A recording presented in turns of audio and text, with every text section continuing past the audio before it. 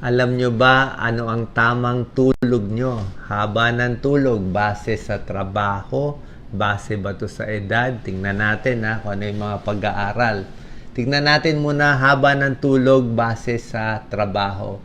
Pag may one job ka, medyo puyat ka konti, medyo kulang ang tulog mo, red. Pag multiple jobs, ang dami mong trabaho, puro overtime, malaki ang kulang sa tulog mo. Ay, marami ka naman pera. Yung mga jobless, walang trabaho, yan ang haba ng tulog. So, actually, hindi na to maganda kung talagang lagi kang kulang sa tulog. So, okay yon, yung tamang trabaho lang. Second, nakita rin nila, base sa trabaho mo, gaano kahaba ang average na tulog. Nakita nila yung mga construction worker, maintenance, physical work, magsasaka, mangingisda, o nasa forestry, mga waiter, food preparation. Siguro sobrang pagod physically sila, kaya mahaba ang tulog nila. Ayan, pa nakalapat yung likod nila sa kama, tulog agad. Pero yung mga lawyer, marami iniisip, doktor, teacher, architect, engineer, o baka bumagsak yung building, financial operations, yan. Madalas sila puyat. Siguro hindi makatulog, ang dami iniisip. Diba? So, isang tip nga, dapat physically tired. Mas maganda pa rin talaga, makuha mo yung average sleep mo. Base naman ngayon sa edad, nakita natin sa mga baby, sa mga bata, bagong panganak, 14 to 17 hours ang tulog. 1 year old, 11 hours, 12 hours tulog. Pagdating ng mga 6 to 12 years old, 10 hours tulog, 9 to 12 hours. Teenager, kayang-kaya matulog, 8 to 10 hours. Pero pag tumatanda ka na, 18 ka na, o 65 years old ka na pataas, ito mga 7 hours na lang. Pag senior, minsan hanggang 6 hours na lang. Bumababa pa lalo to.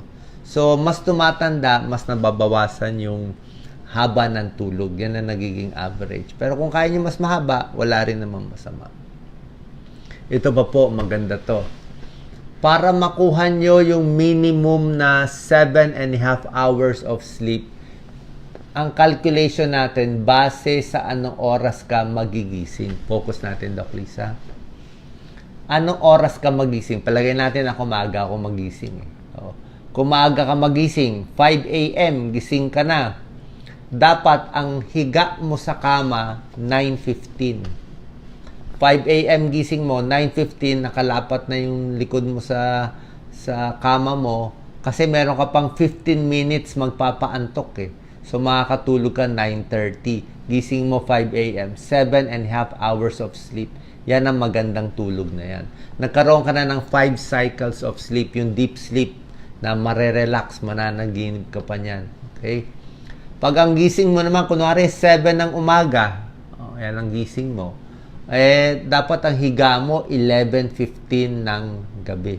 Pinaka-late na yan. Kung ang gising mo alas 9 ng maaga, 9 a.m., wala kang trabaho, 1:15 a.m. ang pinakamatagal na higa mo para makuha mo yung 7.5 hours of sleep. Ganyan daw po pag-compute nung wake up time tsaka yung bedtime nyo. Meron kang 15 minutes na magpapaantok.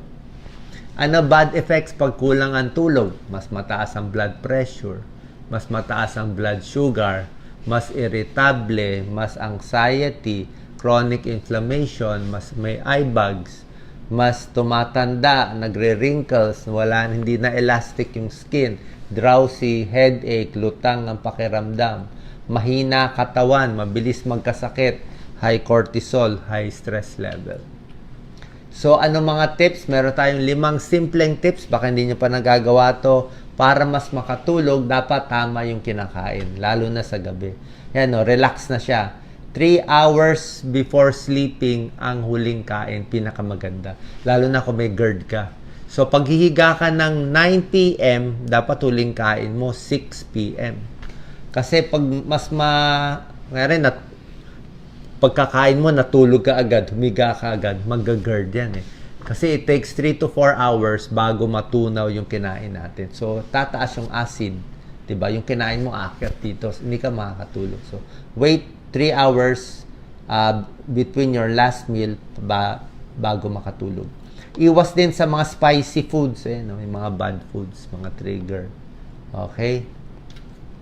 Ano ang mga good foods para makatulog? Saging, pamparelax yan, may tryptophan. Chamomile tea, favorite ko yan. Basta masakit ang tiyan ko, marirelax ka dyan. Kahit anong brand ito sa supermarket, mura lang yan. Chamomile tea, nuts, ito fish, kanin, yung mga maiinit lang, lugaw, nakaka-relax yan. Pampatulog sa gabi. Pwede rin fruits. Ito yung worst foods na pwede ka hindi makatulog. Yan, alak. Nasobrahan ng alak. Maantok ka, pero pangit ang tulog mo. Mababaw ang tulog ng lasing. Coffee, dapat pampagising ang coffee. May caffeine yan. Hindi sa umaga mo iinumin. Spicy foods, masakit sa tiyan, mahapdi. Sili, very spicy. Red pepper, meron siyang capsaicin. Masakit sa tiyan, baka hindi ka makatulog, kukuluan tiyan. Fatty foods. Ang fatty foods, oily foods, matagal matunaw. Baka 4 hours, 5 hours na sa tiyan mo pa yan. Pati yung mga oily foods. Bukod sa pagkain, dapat yung katawan mo pagod. Pag hindi ka pagod sa buong araw, hindi ka makakatulog. Kaya di ba napakita natin yung mga construction worker, magsasaka, mangingisda, mas tulog sila, mas mahaba ang tulog nila. So, pag hindi yan ang trabaho nyo, more exercise sa umaga hanggang hapon, pwede ka mag-exercise. Pero pag gabing-gabi na, walking na. Wala nang heavy exercise sa gabi. Minsan, hindi rin maganda yung sobrang heavy exercise, baka hindi ka rin makatulog. Pero mas pagod ka physically, mas masarap ang tulog sa gabi. Huwag mainit ang ulo. Huwag maraming trabaho, maraming iniisip, hindi ka talaga makakatulog pag galit. Diba? Kaya ayusin na yung problema. Pagdating ng 6 p.m., 7 p.m., wala na masyadong meeting o planning na mahirap. Ito po, napakahalaga. Kailangan kompleto ang ihi natin. Talagang ubos na ubos yung pantog natin bago tayo hihiga. Lalo na sa lalaking may prostate problem. Diba? May prostate, may urinary retention, hindi na ubos ang ihi. Ang tip sa lalaki, pwede nyo po gawin double urination. So, pag 50 and above, lagi na ihi na ihi. So, umihi muna kayo. Tapos, pag nakaihi na, hintay ka mga 1 minute, 2 minutes. Tapos, umihi ka ulit. Meron pa yan. Pag naubos mo, bago ka hihiga. Para hindi ka gising ng gising. Sa mga babae, pag maraming anak, may pwedeng magka-prolapse. Magpo-prolapse yung mattress. Kaya nahihirapan din sa pag-ihi. Ihi ng ihi. Pag tumatanda, mas mahina na yung capacity ng bladder natin. Kaya konting puno lang ng ihi, naiihi na tayo. Hindi na ganun ka elastic.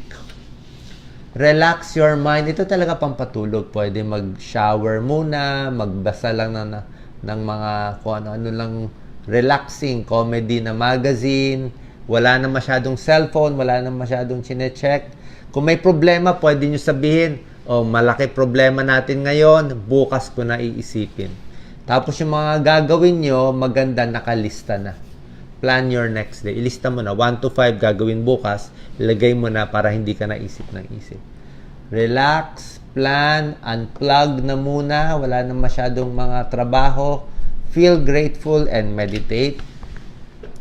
Merong mga kayo po, ano ba pampatulog nyo? Minsan, nag-iisip lang ako ng walang kabagay-bagay, na relaxing lang, para mas makatulog ka. Pwede ka rin mag-pray, pwede mo sabihin tong affirmations na ginawa mo naman lahat sa araw na yon, nagsipag ka, so mabait ka naman sa tao, and you earned your rest for tonight. At syempre, pinaka-effective pampatulog, peace of mind. Ito pinaka-effective na sleeping pills. Walang kaaway, wala masyado iniisip, tumutulong lang tayo, mas makakatulog ka sa gabi. Pagdating naman po sa sleeping pills, actually, meron yan, mga midazolam, dormicum, at iba pa, nire-reseta namin yan. Kaya lang, ang epekto ng sleeping pills, mga 3 araw lang. Siguro in first day, second day, third day, makakatulog ka. Pero pag sinunod-sunod mo, mawawala ng epekto. Pataas lang na pataas ang dose mo, baka maging dependent ka pa. So, paminsan-minsan po pwede. And pwede yung melatonin supplement, although mas mahina siya, mas pwede siya inumin. Pero itong mga tips na binigay ko, yung pagurin yung katawan, ayusin lang yung iniisip, bawasan yung mga trabaho sa gabi, I think mas effective to. At kung talagang hindi kayo makatulog, talagang gising yung isip nyo because of some problem, higa na lang. Pwede naman kayo humiga eh.